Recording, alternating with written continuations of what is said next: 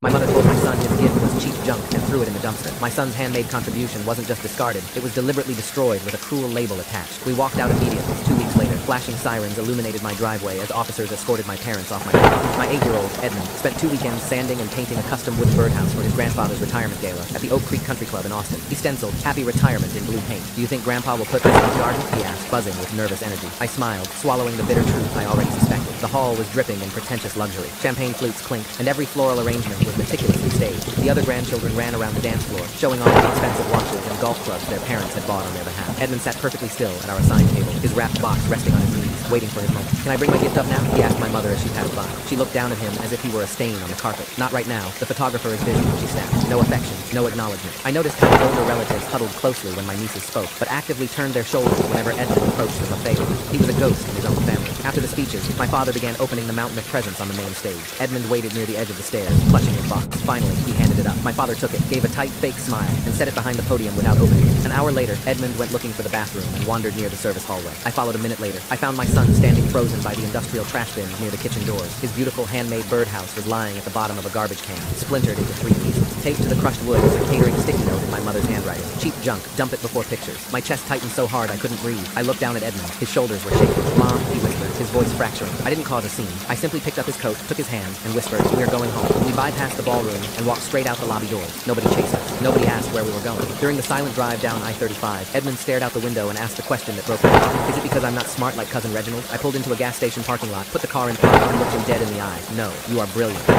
"They are the ones who are broken." He wiped his eyes, still doubting himself. My parents didn't check on us once. They just assumed I would swallow the disrespect like I always did. 2 weeks later, the sky opened up in a massive Texas thunderstorm. My father's basement in their pristine suburban McMansion flooded completely, ruining their boiler and electrical panel. The next afternoon, I heard heavy pounding on my front door. Edmund was in the living room practicing his guitar. I checked the peephole. My parents were standing on the porch with 4 heavy suitcases, dripping wet. I opened the door 3 inches, keeping my foot wedged behind it. "What do you want?" "Our basement is under 3 feet of water," my mother demanded, pushing against the wood. "We're staying in your guest room until the contractor's finished." "No, you aren't," I said coldly. My father glared at me. "Stop being dramatic about a stupid piece of wood. Move aside." "He threw his heart in the garbage," I replied. "You don't get to sleep under the same roof as the child you treated like trash." My mother started shouting Edmund's name, trying to guilt him into coming to the door. "Edmund, Grandma is freezing. Tell your mother to let us in." I slammed the door, locked the deadbolt, and hit the panic button on my security panel. By the time my father started kicking the doorframe, 2 neighborhood patrol cars had already pulled into the cul-de-sac. The officers didn't make an arrest, but they didn't need to. They took my parents' IDs, checked the registration on their Lexus, and told them in no uncertain terms that they were trespassing. My father tried to play the "I'm a retired executive" card, but the officer just looked at his wetsuit and told him to get in the car. I watched through the window, my hand resting on Edmund's shoulder. He was still holding his car.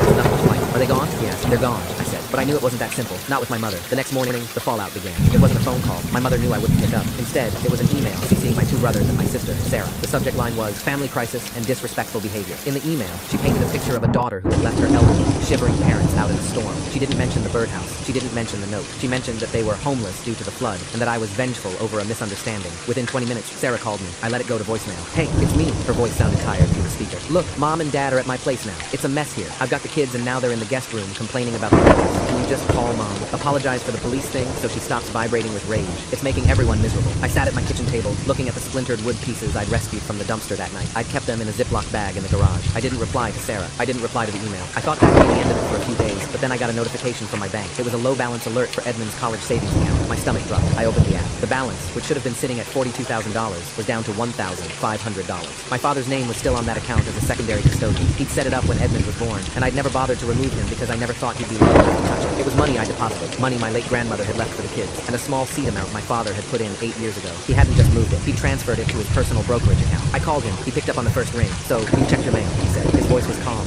smug, no trace of the man who had been shouting on my porch the night before. "That's Edmund's money, Dad. Give it back now." "It's family money," he replied. "And since you've decided we aren't family when we're in need, I decided that money belongs back in the family trust. If you want to discuss its return, we can do that over dinner at Sarah's house. Sunday, you will apologize to your mother, and we will talk about how you're going to make this up to us." "That is theft," I said, my voice shaking. "Check the signature card, honey," he said. "I have full withdrawal rights. It's perfectly legal. I'll see you Sunday. Bring the boy. Your mother wants him to apologize for the scene he caused at the gala." He hung up. I sat there in the silence of my kitchen, the clock on the wall ticking like a hammer. My son was in the backyard, throwing a tennis ball against the fence, oblivious to the fact that his future had just been hijacked by a man who couldn't stand being told no. I didn't go to Sarah's on Sunday. Instead, I spent the weekend gathering every document I had. I found a ledger showing that 90% of the deposits into that account came from my own salary and my grandmother's inheritance money that had nothing to do with my father. On Monday morning, I didn't call a lawyer. I called my father's former business partner, Arthur. Arthur and my father had a falling out 5 years ago, something about creative accounting that my father had managed to bury before his retirement. I knew they hadn't spoken since, but I also knew Arthur kept files. He was that kind of man. He did what to the boy's account? Arthur's voice was gravelly and sharp over the phone. He emptied it. He's using it as leverage to force me to apologize for not letting them stay here after the flood. There was a long pause. Your father always was a clumsy bully. He thinks because something is legal by the letter of a bank contract, it's untouchable. He forgets about the optics. I don't care about optics, Arthur. I want the money back for Edmund. Give me 48 hours, Arthur said, and don't answer any more emails. 2 days passed in a blur of anxiety. I barely ate. I kept watching Edmund, wondering how I was going to explain that his college fund was gone because I'd stood up for him. Every time he asked why I looked sad, I just told him I was tired from work. On Wednesday afternoon, Sarah called me again.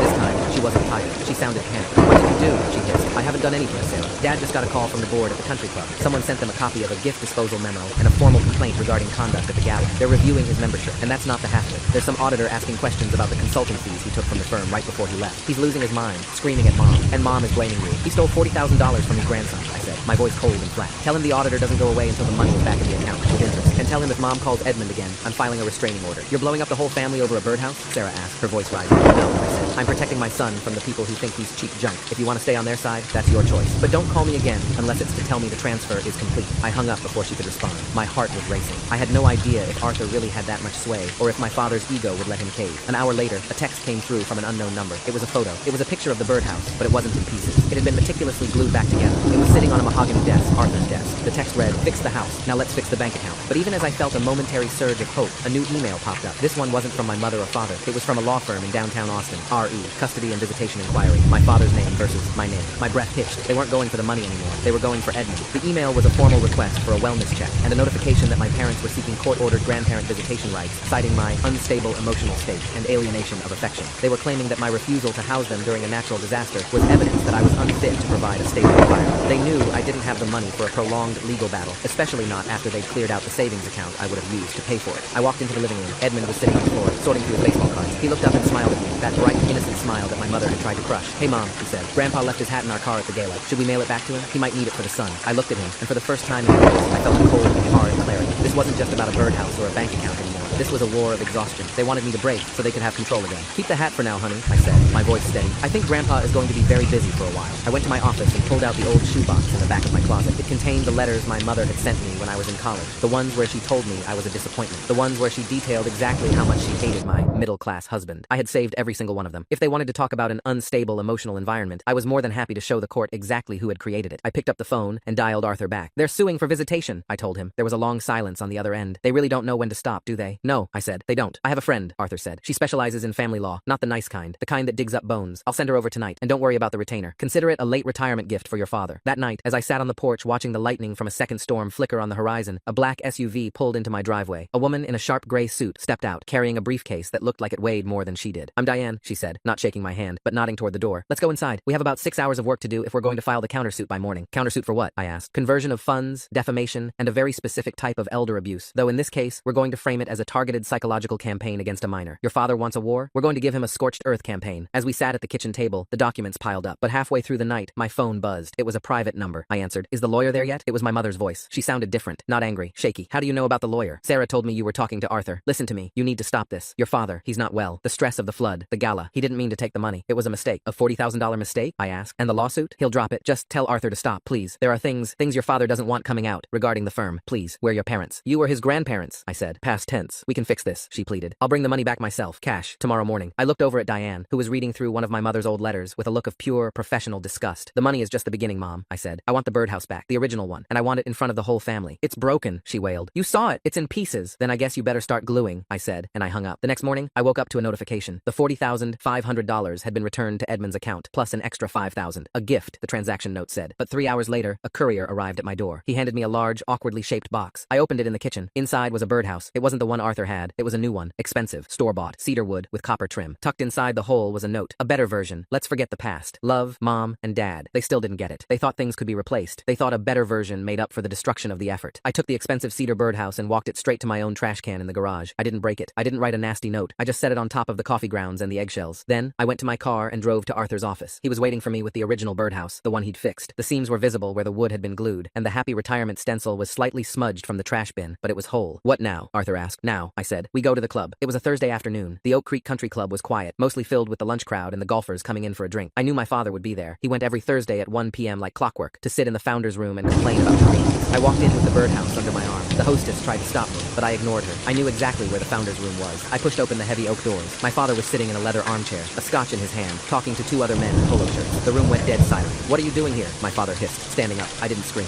I didn't make a scene. I walked over to the center table, the one where the club's trophies were displayed, and I set the glued-together birdhouse right in the middle of them. You forgot this at the gala, I said loudly enough for the whole room to hear. The one you had the catering staff throw in the dumpster because you thought it was cheap junk. The men sitting with him looked from me to the birdhouse, then to my father. One of them cleared his throat, looking deeply uncomfortable. It's fixed now, I continued, but I realized it doesn't belong in your garden. It belongs here, as a reminder of exactly what kind of man is representing this club. Get out, my father whispered, his face turning a dark, dangerous shade of purple. You're embarrassing yourself. No, I said, leaning in close so only he could hear me. I'm finishing the story. The auditor is still coming, Dad, and the lawsuit for the money you stole, I haven't dropped it yet. Returning the cash doesn't erase the theft. I turned and walked out. I didn't look back. When I got to my car, I sat there for a long time, my hands gripping the steering wheel. I expected to feel a rush of triumph, but instead, I just felt a heavy, cold weight. It was the weight of finally knowing that the people who raised me were never going to change. They were never going to be the grandparents Edmund deserved. My phone buzzed. A text from Sarah. Dad's had a medical episode at the club. They're taking him to the hospital. I hope you're happy. I stared and screamed. I knew my father. A medical episode was usually his way of avoiding a confrontation he couldn't win. It was a play for sympathy. I didn't reply. I started the car and drove home. When I pulled into the driveway, Edmund was waiting on the porch. He had his backpack on.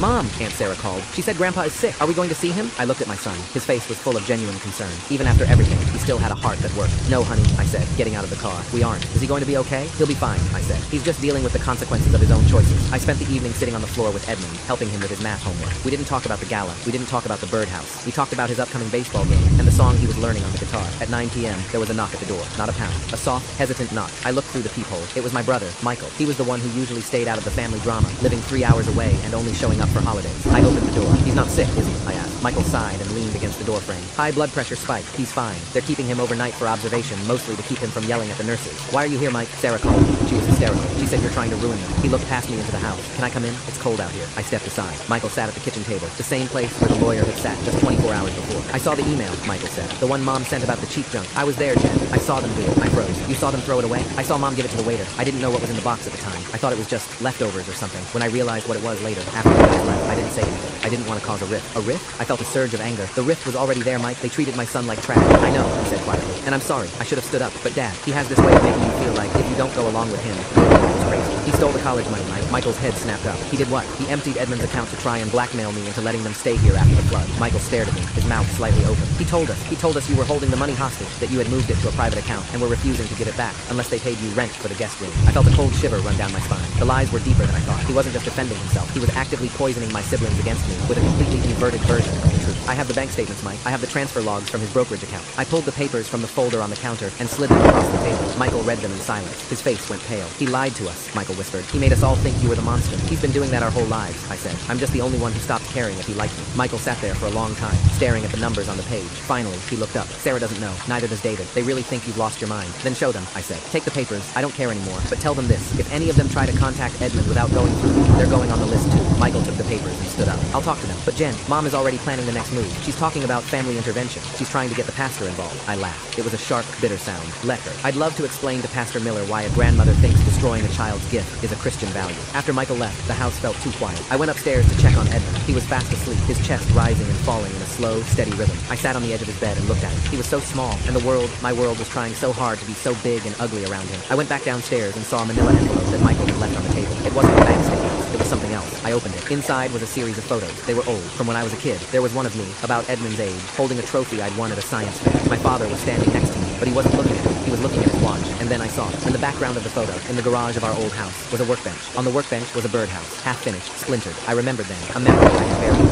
deep down. I had tried to build one for him too, and he had told me that girls didn't belong in the workshop, that I was wasting his wood. He hadn't just hated Edmund's gift, he hated the reminder of the child I used to be, the one who tried so hard to love him and failed. The realization hit me like a physical blow. This wasn't about Edmund at all. It was about me. It had always been about me. I picked up the phone and called Diane, the lawyer. Change of plans, I said. What do you mean? The visitation suit. Don't just fight it. I want a full deposition. I want my mother, my father, and every person who was at that gala table under oath. And I want the club's security footage from the kitchen hallway. That's going to be expensive, Jennifer, Diane warned. I don't care, I said. I have the money now, and I have the truth. Let's see see how they handle a room where they aren't allowed to lie. The next week was a war of nerves. My mother sent flowers. I sent them back. My sister sent a long, weeping text about family unity. I blocked her. Then, the first subpoena was served. It hit my father while he was still in his hospital bed. According to Michael, he threw a water pitcher at the process server. 2 days later, I was sitting in my office when my front doorbell rang. It wasn't the police, and it wasn't my parents. It was a woman I didn't recognize. She looked to be in her 60s, dressed in a sensible wool coat. "Can I help you?" I asked through the screen door. "You don't know me," she said, "but I worked for your father for 20 years. I was his executive assistant." I felt my guard go up. "If he sent you here." "He didn't," she interrupted. "He fired me 3 months before he retired so he wouldn't have to pay out my full pension. I heard about what happened at the club. Word travels fast in those circles." She reached into her purse and pulled out a small USB drive. "There are records on here," she said. "Not about the firm, about the family trust he's always talking about. He's been using it as a personal piggy bank for years, including the money he gifted to your siblings for their houses. Why are you giving this to me?" She looked at me with a tired, knowing smile. "Because I saw how he spoke to you on the phone when you were a girl, and because I think it's time someone finally closed his account for good." She handed me the drive and walked away before I could even say thank you. I went to my computer and plugged it in. The files were organized by year. As I began to click through the folders, I realized that the $40,000 he took from Edmund was just the tip of the iceberg. He had been skimming from everyone, even my mother, especially my mother. There were documents showing he'd opened credit cards in her name that she clearly didn't know about, piling up debt while he maintained the illusion of their pristine lifestyle. The flood wasn't just a natural disaster, it was a financial one. They didn't have the insurance they thought they had because he'd let the premiums lapse to cover his gambling losses at the club. They didn't want to stay in my guest room because they loved me. They wanted to stay because they were months away from losing their house. I sat back in my chair, the glow of the monitor reflecting in my eyes. I had everything I needed to destroy him, not just in court, but in the eyes of my siblings, the club, and the woman he'd been married to for 40 years. But as I looked at the delete key, I thought about Edmund. I thought about him sanding that wood. I thought about the blue paint. I thought about the way he looked when he asked if I was okay. I didn't want to be like my father. I didn't want to spend my life holding secrets over people's heads like a bludgeon. I picked up the phone and called my mother. "Jennifer?" she whispered. "Is he? Did something happen?" "Listen to me very carefully, Mom," I said. "I'm sending you a link. Open it on your laptop. Not Dad's, yours." "What is it?" "It's the truth," I said. "Read it, all of it. And then, you have 1 hour to decide if you're going to sit at that deposition table next to him, or if you're going to call a lawyer of your own." I sent the link. Then I went into the living room, picked up Edmund's guitar, and started to tune it. The silence that followed was the longest hour of my life. Then, my phone rang. It was my mother. She wasn't crying anymore. Her voice was cold, colder than I'd ever heard it. "He's in the shower," she said. "Did you see the files?" I saw them. The cards, the debt, the pension theft. There was a long pause. "He told me we were set for life, Jennifer. He told me you were the one who was greedy." "I know what he told you." "The birdhouse," she said suddenly. "I didn't want to throw it away. He told me it looked lower class, and that people would think we didn't provide for you. He made me write that note." "You still wrote it, Mom." "I did," she admitted. "I did a lot of things because I was afraid of what happened if I didn't." "So, what now?" I asked. "He's coming out of the bathroom," she said. "I'm leaving. I'm at Sarah's now. I packed a bag while he was asleep. I'm not going to the deposition, Jennifer, and neither is he. He's going to sign whatever papers your lawyer sends over. Everything. The house, the remaining trust, the full relinquishment of any claims to Edmund. And if he doesn't, then I'll be the one testifying against him," she said. She hung up. I sat there in the dark living room, the guitar resting against my knees. 10 minutes later, Diane called. "I just got a call from your father's counsel," she said, sounding stunned. "They're conceding everything. The visitation suit is dropped. They're offering a global settlement. No contact, full restitution, and a non-disparagement agreement. It's a total surrender." "Good," I said. "Jennifer, what happened?" "The truth got out," I said. "It usually does." I went upstairs and tucked Edmund in. He stirred slightly, opening one eye. "Is the war over, Mom?" he asked sleepily. I kissed his forehead. "Yeah, baby, the war is over. We won. Does that mean we can go to the park tomorrow?" "Tomorrow," I promised. And every day after that. As I walked out of his room, I saw the birdhouse sitting on the hallway table, the one Arthur had fixed. It was ugly, and the glue was messy, and the happy retirement message was a lie. I picked it up and carried it out to the backyard. I found a sturdy branch on the old oak tree, the one that caught the morning sun.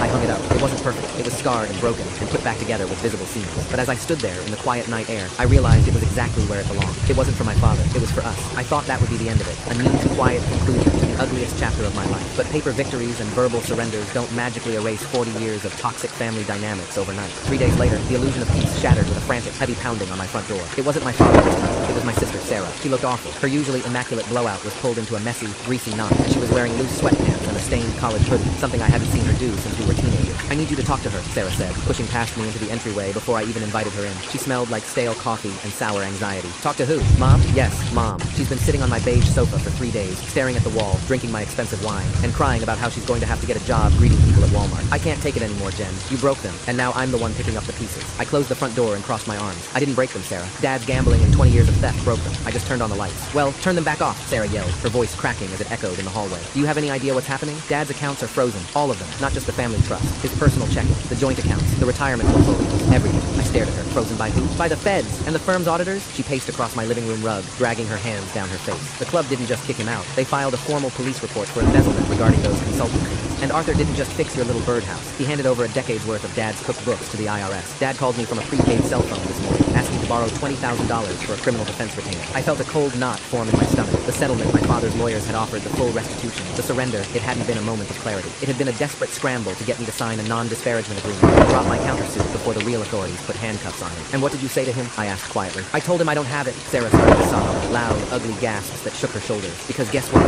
That 50 grand he gave David and me last year for our kitchen and patio renovations, the auditors are clawing it back. They're saying it was misappropriated funds from the firm's pension pool. They consider me a recipient of stolen assets. My personal bank accounts have holds on them. David's business account has a hold on it. She collapsed onto my armchair, burying her face in her hands. David is threatening to file for divorce if we leave the house over this. And Mom is just sitting in my living room complaining that my guest mattress hurts her back and that the Wi-Fi is too slow for her iPad. I watched my sister fall apart in my living room, and I waited for the sympathy to kick in. I waited to feel the familiar urge to smooth things over, to fix it, to be the reliable older sister who absorbed everyone else's damage. It didn't come. I'm sorry you're going through this, Sarah, I said, my voice perfectly level. But none of this is my fault. Her head snapped up, her eyes red and furious. You just couldn't let the birdhouse go, could you? You couldn't just swallow your pride for one night. You had to dig into his business. He stole $40,000 from my 8-year-old son. He would have put it back, she screamed. He was just trying to teach you a lesson about respect. You escalated it. You brought Arthur into it. And now my entire life is collapsing because you had to throw a tantrum over a piece of cheap wood. There it was, the exact phrasing. She didn't even realize she was quoting our mother. Sarah, I said, keeping my distance. You need to leave. She stood up, wiping her nose with the back of her sleeve. She looked around the room, her eyes darting frantically, until they landed on me again. Her expression shifted from anger to a pathetic, desperate calculation. You got Edmund's money back, she said. It wasn't a question. Plus the $5,000 Dad threw in to make it go away. That money belongs to Edmund. Edmund is 8 years old. Sarah stepped toward me. He doesn't need $45,000 right now. I need an attorney, Jen. I need to get the hold off David's business account before he misses payroll on Friday. If he misses payroll, his company goes under. Just loan it to me. I'll pay you back. When this all blows over, I'll pay you back with interest. I actually laughed. I couldn't help it. It was a short, dry sound of pure disbelief. You want me to empty my son's college fund to pay for the fallout of Dad's crimes? The same crimes you just defended? We are family, she shrieked. Get out of my house, I said, pointing to the door. Now, you're a monster, she spat, her face twisting into something ugly and unrecognizable. Mom was right about you. You're cold and you're selfish, and you don't care about anyone but yourself. I care about my kid, I said, walking to the door and pulling it open. Which is more than any of you ever did. Go home, Sarah, and don't come back. She stormed out, her heavy footsteps echoing down the porch steps. She threw her car into reverse, the tires screeching against the asphalt as she backed out of my driveway. I locked the deadbolt, leaned against the heavy wood, and closed my eyes. My chest was tight, my heart hammering against my ribs. I walked into the kitchen and dialed Diane's number. She answered on the second ring. Tell me Edmund's account is safe, I said without saying hello. Good morning to you too, Jennifer, Diane said smoothly. Yes, Edmund's account is safe. I moved the funds into an entirely new trust under your exclusive control the morning the wire cleared. Your father has no legal tether to it, and because we have a documented paper trail proving the original funds were your legitimate deposits and your grandmother's inheritance, the auditors can't touch it. It's clean. I let out a breath I didn't know I was holding. Sarah just left my house. She told me Dad's accounts are frozen. The firm, the club, the feds, everyone is coming for him. Ah, so the dam finally broke. Diane sounded completely unfazed. I suspected it was imminent. His counsel was far too eager to concede on the grandparent visitation suit. They were trying to plug the holes in a sinking ship. They wanted you neutralized before the criminal indictments dropped. What happens to my mother? I asked. Sarah said she's broke. If your father was illegally shifting pension funds into their joint accounts to pay for their lifestyle, the government will seize whatever assets remain, Diane explained. The McMansion, the cars, the brokerage accounts. Your mother might not face criminal charges if she can prove she was ignorant of the mechanics, but she will be left with absolutely nothing. Zero. I thanked Diane and hung up. For the next 2 days, I kept Edmund close. I drove him to school, picked him up promptly at the bell, and kept him occupied with baseball practice and guitar lessons. I checked my security cameras obsessively, half expecting my father to show up demanding his legal fees, but the neighborhood remained quiet. On Thursday afternoon, I pulled into the elementary school parking lot for pickup. The Texas sun was beating down on the blacktop, creating wavy heat mirages over the hoods of the waiting minivans. I stood by the chain link fence, watching the double doors. Edmund's class usually came out first. When the doors opened, I saw his bright blue backpack, but he wasn't running toward me with his usual energy. He was walking slowly, his head down. Miss Gable, his third-grade teacher, was walking beside him, her hand resting gently on his shoulder. My mother radar instantly spiked. I pushed off the fence and walked quickly toward them. Edmund, are you okay? I crouched down to his level. He looked up at me, his eyes wide and confused. He was holding a thick, cream-colored envelope. Miss Gable gave this to me, he said softly. I stood up and looked at the teacher. What is this? Miss Gable looked deeply uncomfortable. She shifted her clipboard against her chest. I'm so sorry, Miss Vance. During recess, a woman came to the front office. She identified herself as Edmund's grandmother. She asked to pull him out of class for a family emergency. My blood ran cold. Did she see him? Did she talk to him? No, absolutely not, Miss Gable said quickly. The front office checked the approved pickup list. Since she wasn't on it, the secretary told her she had to leave. She got very agitated, caused a bit of a scene in the lobby, and then demanded we pass this letter along to him. The principal reviewed it to make sure it didn't contain any threats, and since there's no formal restraining order on file, legally, we couldn't destroy it. We thought it was best to give it to him but ask him to wait and open it with you. I snatched the envelope from Edmund's hands. My name wasn't on it. Written in my mother's elegant sweeping cursive was, "To my dearest, darling Edmund." Thank you, Miss Gable, I said, struggling to keep my voice steady. I need to update his file tomorrow. If she comes back, you call the police immediately. She is not a safe person. The teacher nodded, her eyes wide. Of course, I understand. I walked Edmund to the car in silence. Once he was buckled into the back seat, I sat behind the wheel, the engine off, the AC unlit. The car was suffocatingly hot. Mom? Edmund asked from the back. Is Grandma okay? Why didn't she just call us? Grandma is confused right now, sweetie, I said. I ripped open the envelope. There was a single heavy sheet of stationery inside. It smelled faintly of her signature perfume, Chanel No. 5. I read the words, and with every sentence, a fresh wave of disgust washed over me. My sweetest Edmund, I am writing this because I love you so much, and my heart is breaking that I haven't seen you. Your grandfather and I are going through a very scary time right now. We have lost our home, and we are very sick and very poor. I know you miss us, and I want you to know that Grandma misses you every single day. Your mother is very angry at us right now over a silly misunderstanding at the party. Sometimes adults get mad and they forget that families need to stick together. I need you to be a big, brave boy for me. Ask your mother to please let Grandma come see you. Tell her that you want us to be a family again. If you ask her, she will listen to you. You are the only one who can fix this. Edmund, I love you to the moon and back. Grandma, she wasn't apologizing. She wasn't taking accountability for the birdhouse, the note, the theft, or the lies. She was trying to bypass me entirely. She was trying to weaponize an 8-year-old's empathy, to force me to break my boundaries and take her in. She wanted Edmund to do the emotional labor of repairing the bridge she had burned. I folded the letter perfectly in half, then in quarters, pressing the creases down hard with my thumbnail. What does it say? Edmund asked, leaning forward against his seatbelt. It says she made some very bad choices, I said, putting the car in gear. And now she's trying to get someone else to clean up her mess. We aren't going to do that. I didn't drive home. I pulled out of the school parking lot and headed straight for the highway, merging onto I-35 north toward the suburbs, toward Sarah's house. I didn't call ahead. I didn't warn them I was coming. 20 minutes later, I pulled into Sarah's pristine driveway. The manicured lawn and the expensive brick facade looked exactly the same, but the energy of the house felt different. It felt heavy. I marched up to the front door and laid my finger on the doorbell, holding it down for a solid 10 seconds. I heard footsteps inside, a muffled curse, and then the door yanked open. It was David, my brother-in-law. He looked exhausted, the bags under his eyes dark and bruised. Jen, he said, lacking any warmth. What are you doing here? I'm here to see my mother. She's resting, David said, moving to block the doorway. Sarah is at the bank trying to figure out this mess with the accounts. Now is really not a good time. I don't care, I said, shoving past him into the foyer. Mom, get out here. Keep your voice down, David hissed, grabbing my arm. I ripped my arm away from his grip. Don't touch me, David. She went to Edmund's school today. She tried to pull him out of class. David froze, his face dropping. She did what? Before he could say another word, my mother appeared at the top of the carpeted stairs. She was wearing a silk robe, her hair unstyled, holding a glass of iced tea. She looked down at me, and for a split second, I saw a flash of triumph in her eyes. She thought it had worked. She thought the letter had broken me. Jennifer, she said, her voice dripping with manufactured fragility as she descended the stairs. You came.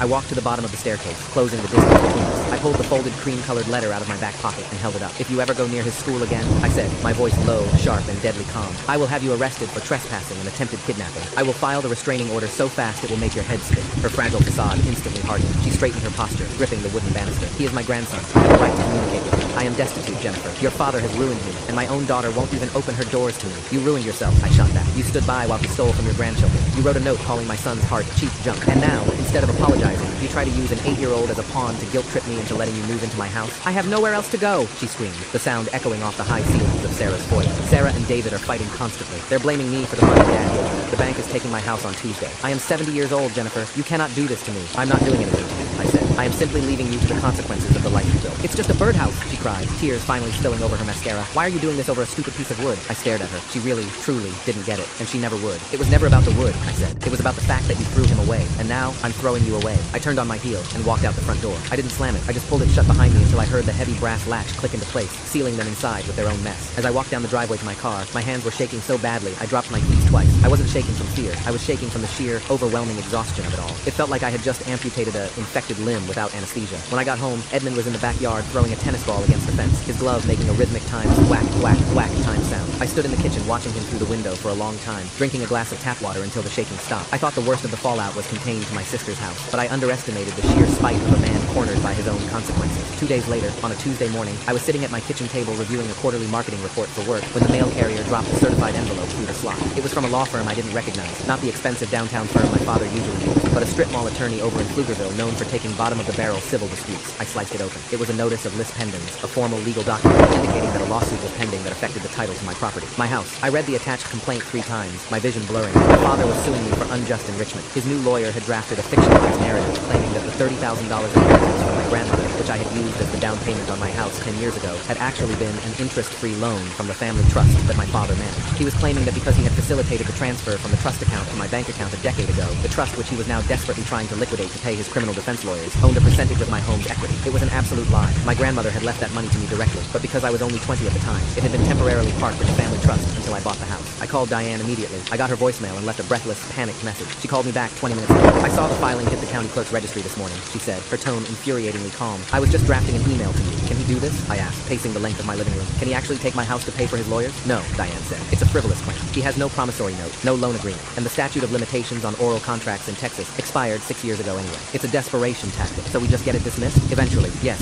Diane said, and I heard the subtle hesitation in her voice. But a lis pendens is a cloud on your title. You can't sell the house, and you can't refinance while it's active. And getting it removed requires filing a motion to expunge, which means we have to go to court, schedule a hearing, and argue it in front of a judge. How much is that going to cost? I asked. My chest felt tight. Diane sighed softly. Between filing fees, my hourly rate for drafting the motion, and the court appearance, realistically, around $5,000 or $6,000, which we can ask the judge to force him to pay back. But given his accounts are currently frozen by federal auditors, collecting on that judgment will be like getting blood from a stone. I sat down hard on the edge of the sofa. $5,000. I didn't have $5,000 just lying around in liquid cash. I was a single mother living comfortably, but paycheck to paycheck. The only major savings I had was the college fund, which was now legally walled off and to trust Diane. He knows I don't have the cash to fight this, I said, the realization settling over me like a heavy blanket. He's trying to bleed me dry, so I have to tap into Edmund's money. He's trying to get me to violate the terms of my own son's trust and pay for my legal defense. It's a war of attrition, Diane.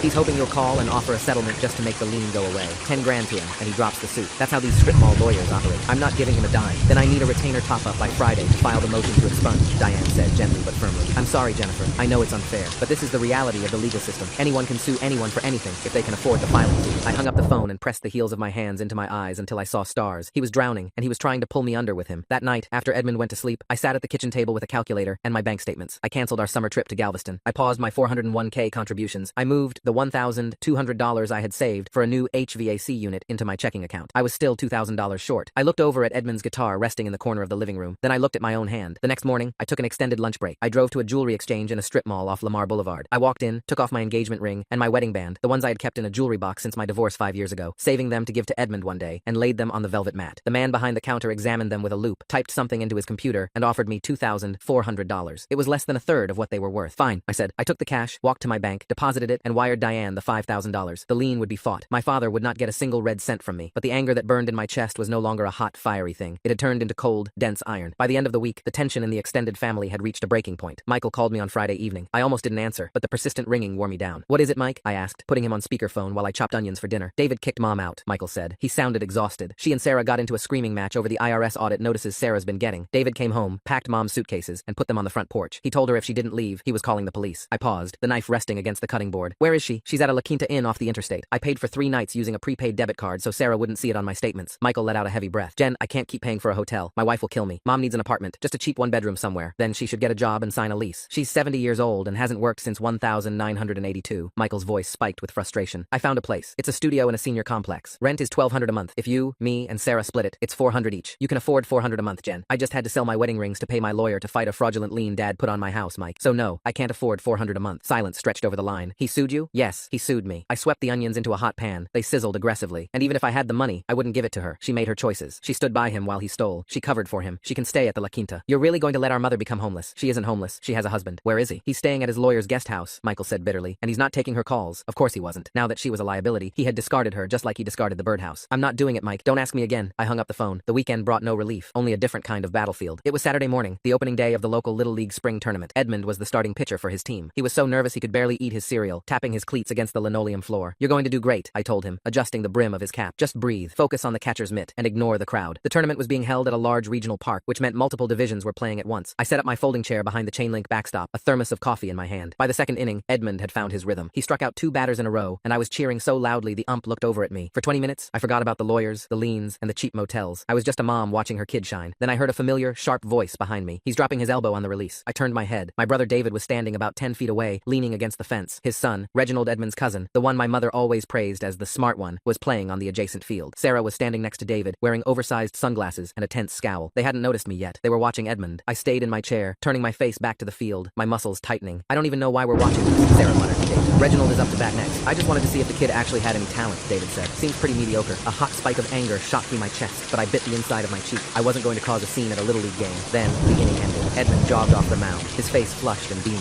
high-fiving his teammates. He grabbed his water bottle from the dugout and looked through the fence to find me. Before I could wave, Edmund saw David and Sarah. His face lit up. He thought they were there to support him. He trotted over to the chain link fence, grinning. Uncle David, Aunt Sarah, did you see my curveball? David looked down at him. The expression on his face wasn't familial pride. It was a dark, bruised resentment. He looked at my 8-year-old son and saw the catalyst for his own financial ruin. We're here for Reginald's game, David said, his voice flat and cold. Not yours. Sarah didn't say a word. She just adjusted her purse and looked away, refusing to make eye contact with him. Edmund's smile faltered. His hand slowly dropped from the chain link fence. Oh, okay. Is Reginald winning? Reginald is focusing on his game, David said. He finally looked past Edmund and made eye contact with me. Some families know how to focus on what matters instead of tearing everything down. David turned his back on my son and walked away, Sarah trailing closely behind him. I stood up so fast, my folding chair tipped backward into the grass. I crossed the distance to the fence in 3 strides. Edmund was standing there, staring at the space where his uncle had just been. His shoulders slumped. Hey, I said, my voice thick with an emotion I couldn't entirely mask. Hey, look at me. He looked up. His eyes were shining. The joy completely drained from his face. Why is Uncle David mad at me? He's not mad at you, baby, I said, gripping the wire mesh of the fence. He's mad at himself, and he's taking it out on you because he's a coward. Did I do something wrong? You pitched the perfect inning, I said fiercely. That's what you did. Now get back in that dugout and drink your water. You're up to bat next. He nodded, but the spark was gone. He walked back to the bench with his head down. I turned around, my fists clenched so tight. My fingernails dug half moons into my palms. I saw David and Sarah walking toward the concession stand. I didn't think, I just moved. I caught up to them near the picnic tables, away from the immediate crowd of parents. I grabbed David by the shoulder of his expensive performance fabric polo and yanked him backward. He spun around, startled. What the hell, if you ever, I said, my voice trembling with a rage so pure it felt like ice water in my veins. Ever speak to my son like that again, I won't just ruin your business account. I will ruin you. David's face flushed red. Get your hands off me, Jen. You're crazy. You want to be mad at me? Be mad at me. I took a step closer, backing him against a wooden picnic table. You want to blame me for the fact that you took 50 grand in stolen money from a crook? Go ahead. But if you punish an 8-year-old boy for the sins of his grandfather, you are exactly the same kind of trash as the man who raised you. Sarah stepped between us, her face pale. Stop it, Jen. People are looking. Let them look. I didn't lower my voice. Several parents in lawn chairs had already turned their heads.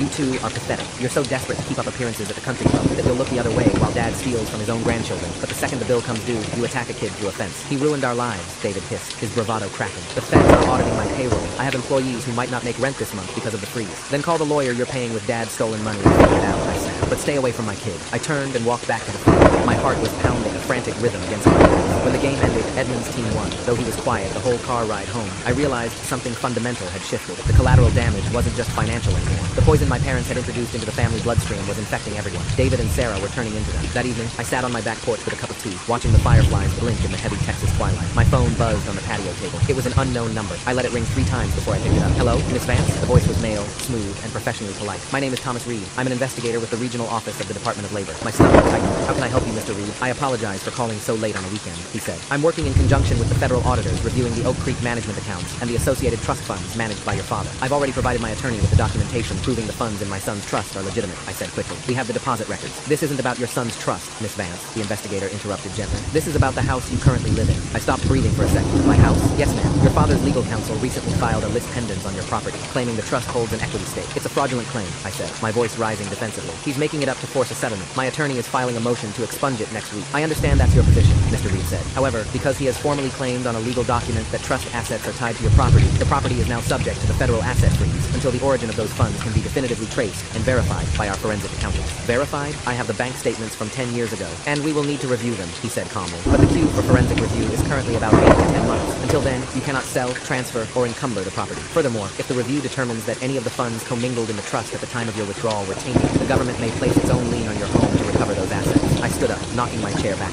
You're telling me that because my father lied on a piece of paper to extort me, the federal government is now holding my house hostage for a year? I understand this is incredibly frustrating. We are simply following the money. The claim has been made, and we are legally obligated to secure the asset until the audit is complete. I used that money 10 years ago, I yelled, no longer caring if the neighbors heard me. It was my grandmother's money. Then the audit will reflect that, and the freeze will be lifted. I will be sending an evidence request to your attorney on Monday. Have a good evening, Miss Vance. He hung up. I stood on the patio, the phone pressed against my side, staring out into the dark yard. My father hadn't just filed a nuisance lawsuit. He had deliberately weaponized his own federal investigation against me. He knew his claim was fake, but he also knew that by putting it on the public record, he would trigger the federal auditors to lock down my house. If he was going down, he was going to make sure the government took me down with him. I didn't sleep that night. I sat at my kitchen table with my laptop open, the screen glaring brightly in the dark house. I had pulled the USB drive, the one the former executive assistant had given me out of the fireproof lockbox I kept under my bed. My father was banking on the sheer bureaucratic weight of the federal government to crush me. He knew the Department of Labor didn't care about family drama. They only cared about tracing assets. He assumed that by the time their forensic accountants untangled the mess in 8 to 10 months, I would have run out of money to fight the lis pendens, or the stress would have forced me to cave. He thought he was the only one who understood how to use paper as a weapon. I opened the main directory on the drive and started started clicking through the folders, my eyes scanning the dates. The investigator had said the government needed to verify that the $30,000 I used for my down payment 10 years ago wasn't commingled with the stolen pension funds. I found the folder labeled Times Trust, Ledgers, 2010, 2015. I opened the PDF for 2014, the year I bought my house. There it was, the wire transfer for $30,000, leaving the account on April 12th. I looked at the balance. After my withdrawal, the trust account held exactly $1,400. It was essentially empty. Then, I opened the folder for the firm's internal audits, the ones he had hidden. I found the first record of the consulting fee diversions, the money he had started siphoning from the employee pension pool. The first transfer was dated the 18th of October, 2017. 3.5 years times after times I bought my house. The money couldn't have been commingled because the stolen money didn't exist yet. The trust had been entirely clean when my grandmother's inheritance was transferred to me. It was proof, but I knew it wasn't enough to make a federal investigator bypass a 10-month queue. I needed something that proved my father knew times the money was clean, something that proved he had deliberately lied on a federal filing to obstruct an ongoing investigation. I spent the next 3 hours reading every email the assistant had archived. My eyes burned, and my neck ached. Around 4 a.m., the sky outside my window starting to turn a bruised, dark blue, I found it. It was an email exchange from 2019 between my father and his former accountant, Arthur. Arthur had noticed the massive influx of unexplained cash entering the family trust, and was questioning it. My father's reply was right there in black and white. Stop worrying about the optics, Art. The trust was zeroed out back in 2014 when Jennifer took her grandmother's cut for that starter home. Everything in there now is new revenue from the consulting side. There's no crossover. If anyone asks, the trust is a fresh ledger as of 2017. Process the transfers. He had put it in writing. He knew the house money was clean. He knew the timeline. He had filed the list pendants, knowing it was a complete fabrication, explicitly to trigger a federal freeze on my property. I printed the email, the 2014 ledger, and the 2017 transfer logs. I stapled them together, drank a glass of cold tap water, and waited for the sun to come up. At exactly 8:01 a.m. on Monday, I called Diane. I didn't even say hello. He committed federal perjury. Diane was silent for 2 seconds. Explain. I walked her through the timeline. I read her the email word for word. I told her about the dates on the ledgers. Jennifer, Diane said. And for the first time since I'd met her, she sounded genuinely thrilled. Send me those documents right now. Don't email them. Courier the physical printouts and the USB drive to my office. I'm calling Thomas Reed at the Department of Labor. Will it lift the freeze? It's going to do a lot more than that, Diane said. Filing a false claim in civil court is a misdemeanor. Filing a false claim designed to manipulate a federal asset audit? That's felony obstruction. He just handed the feds the final nail for his own coffin. I drove to her office and dropped off the envelope. Then,